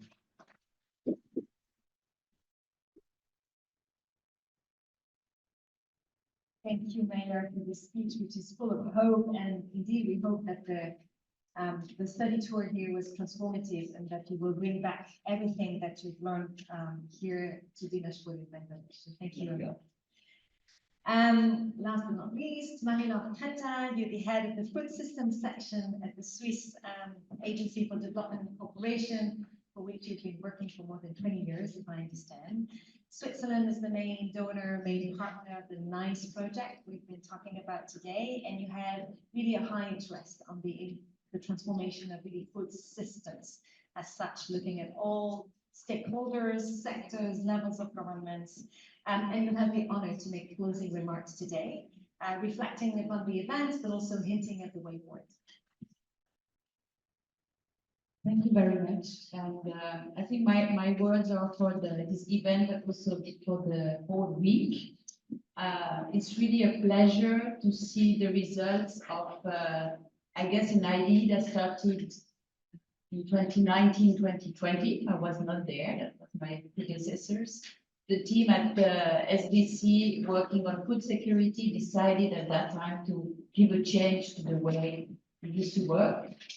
We've been supporting for many years and decades smallholder farmers as our really center. And at that time, the team said, we need to go a bit in a more circular economy approach of food. We need to work more on the systemic approach. And let's try to do the things differently. And they launched a call for proposal, I guess, in 2020. And one of the results is this nice project. We have a few other partnerships that actually originated from that time. We faced quite early a lot of challenges. First challenge is who is going to implement such a systemic approach? And that's not really a big surprise, but at the end, it's not one single institution that probably can do that kind of approach. But at the end, we ended up with many different group of institutions and consortium of partners, and this is also the case for NICE. It's very interesting to see you bring together academic institutions from different perspectives. So Swiss TPH coming more from health and nutrition, ETH coming more from dimension of production, but also the systemic approach with the working system center, and two others more private sector oriented partners, and all together they come and they try to have this implementation of the systemic approach. At the same time, we had at the international level the UN Food System Summit, and for, I don't know, 2 years, we prepared the summit, we thought, what did that mean? And after the summit, the countries, they engaged to have this national, not all of them, but many of them, a national pathway to transform food systems. And we said, okay, let's also change the name of our team, and we became the food system section. And I think in this way of working, there is a lot of multi-stakeholder. This is very close to the heart of Switzerland as such, but also of SDC, as the Swiss Agency for Development and Cooperation. We've been supporting for many years innovation platform, different type of concerted approaches in many contexts. And today we call that multi-stakeholder platform, but we have very different names, but always with a bit the same ideas of let's bring the discussion and the idea as close as possible to the local context, because we are very decentralized country, and that's really a kind of a natural way of working also for our agency. So working with local governments was very natural. Working really with cities was not so much in our DNA, I'd like to say. But I think we find the right way with these territorial approaches in systems, and where we link cities and their region and I think that's probably the way where we have also a good success. What we consider is actually cities, and we can see that after a few years in NICE, like a lab. We can test in cities because we understood earlier from the discussion, it's complex, but it's a bit less complex than having a broader focus. And basically, our main now commitment and concern, and how we bring good example and pilots, it's always a bit the risk. We have now 6 cities. We're going to be heard from Rudy Helvetas working with another 2 cities. There are many cities around the world. We have a lot of city associations. We have Equipus and others, and you Global City Hub as well. But it's at the end a lot of testing and pilots, and it's always the same question now, 20 years I'm in this business, how do we scale that up? And we have one hypothesis that basically we need to go from the test to from the innovation towards a policy change. And this policy change can be in the same local environment, can be in the country, but can be also global. And Switzerland, many years ago, decided that apart from the bilateral cooperation we have in many countries, that's the case in Bangladesh, so we have an embassy, we have an office there working directly between Switzerland and Bangladesh. We also want to have more global approaches and global programs. And that's why we decided not to work only in Bangladesh or only in Kenya or in Rwanda, but in a multi-country approach.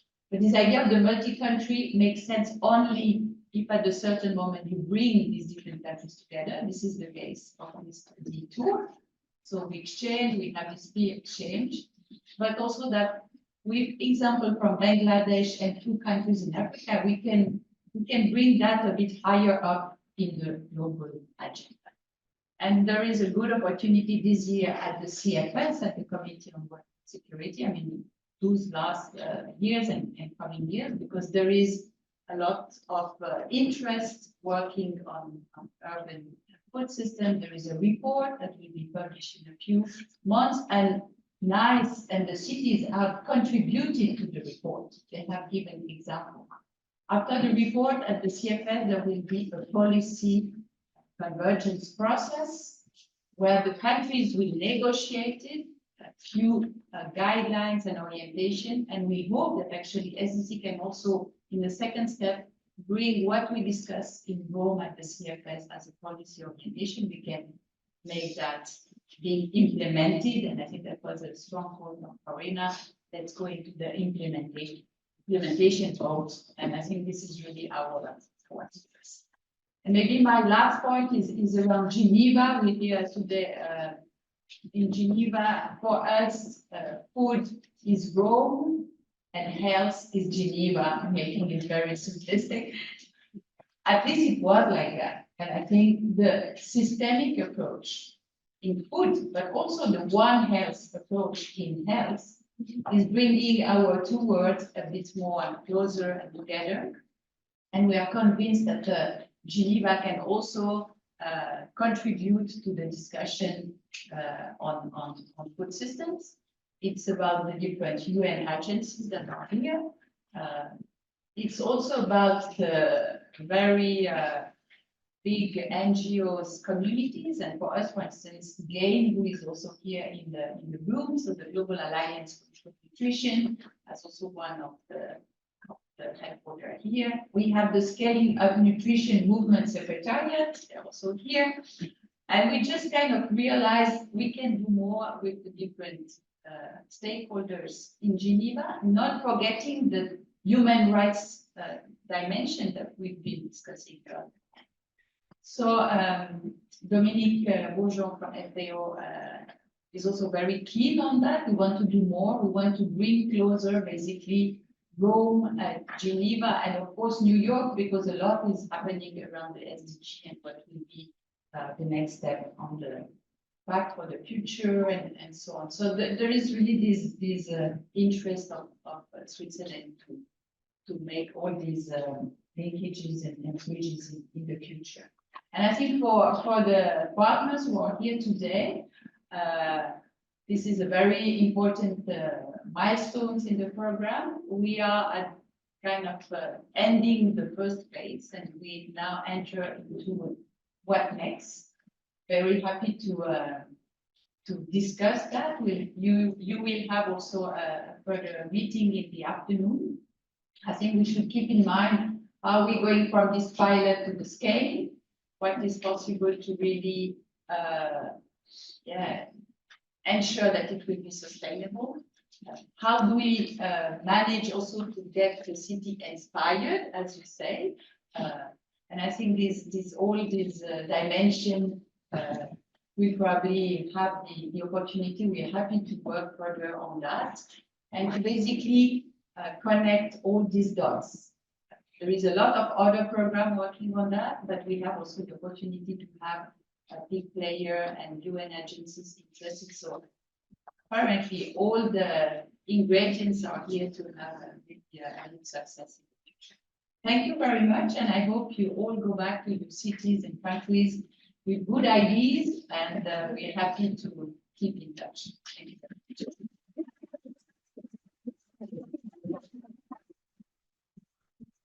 Thank you, colleagues, for coming to the end of our event. Thank you for, sitting so quietly for a bit more than 2 hours. You've heard it, city food systems are very complex, and therefore they require us to basically talk to everyone, partner with all actors, sectors, look at all the different activities from the demand and supply side. So I really commend, your willingness to have this systemic approach, and you can count on the Global Cities Hub to support you in that sense and to try to basically raise the voice of cities in this area. Let me really say, Karina, you asked during the preparatory process, what does success look like for an event like this? And I really would like to emphasize that it's only the start of a conversation. It's a side event for now, but we hope to build on that and to have more conversation, having WHO on board, GAIN, SUN, FAO, WFP, many other international actors working on that important issue through different entry points.